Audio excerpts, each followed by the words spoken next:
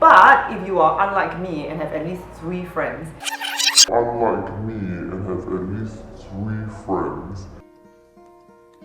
Hello, darkness, my old friend.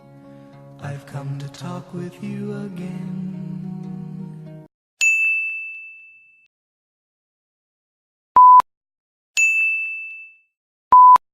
what challenges did Joe Tan face when writing Forked? Yeah, I think a question of honesty and vulnerability. I kept wanting to make it funny, I think. I wanted to make it very funny. I wanted to, okay, but if I don't have any punchlines, will anybody watch this? So there was something about that, I think, that stopped me from putting myself on the page. I'm still not sure whether I've done it. I hope that as an actor, now that I have the sole responsibility of performing this, I can put that vulnerability and what my main traumas and concerns were being alone and trying to define myself somewhere so far from home. I hope that comes through in this performance. I poked myself. Okay. How has this process impacted Joe Tan? Well, considering I've been writing it over the course of like 2.5, 3 years now, lots has happened to me in the meantime.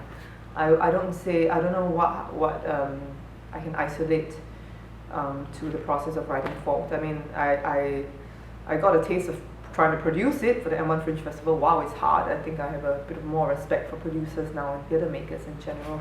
So many things you have to pull together. I don't know how people run a theatre company. You know, I just do that 24/7, 365 days a year. I have a new respect and appreciation for that. I think I've learned to also kind of filter feedback, because obviously when you open this to a piece of writing, your baby, to like the public, and so many different members of the public at so many different times, you hear 10,000 different things of what people want it to be. And I realized that I was so easily swayed because I myself did not know, even after this whole process that the character Jeanette goes through in Forked. I still don't know who I want to be or who I am. And when you don't have that, you can't go, I'm sorry, this is what my play is about, and that's why I'm not taking this feedback. It's very hard because I still possibly don't know who I am. It's a process. It's a process of discovering myself. Yeah. Okay. Why did Joe Tan decide to restage Forked? Opportunity. I think in Singapore it's rare, I think, for people, including audiences, to give a show more than one chance because there's so few of us.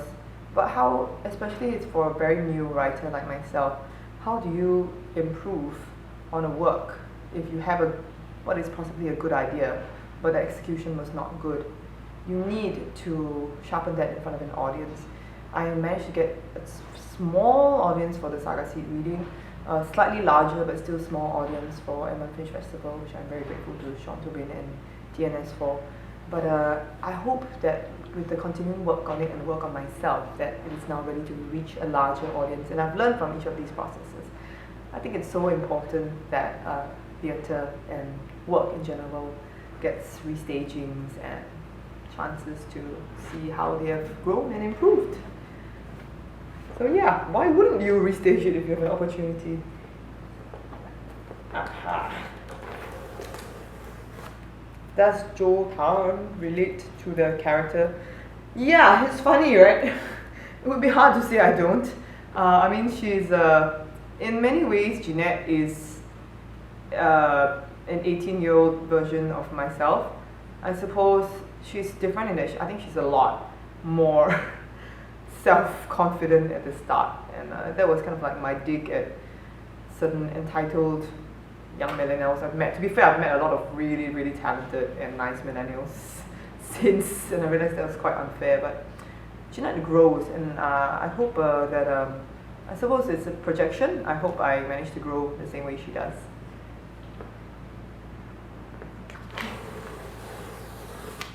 What does Joe Tan hope audiences will take away when? It's a cliffhanger. What do you think it is? What does Joe Tan hope audiences will take away when watching Forked? You can take away your ticket stub. You can take away hopefully some nice memories. Yeah, just a question of what perhaps unconscious biases we have, unconscious hang-ups we have about ourselves, you know, as Singaporeans, as people that we shouldn't be ashamed of, that we should be proud of actually. I mean, how much of now that we are in this post-colonial self-examination, how much of that post-colonial hang-up do we still carry with us really? You know, and when we should be so much happier with who we are, really. I think that's an important takeaway I would like people to have. You can also go and take away some McDonald's. It's very close to the DC Black Box where this show will be staged.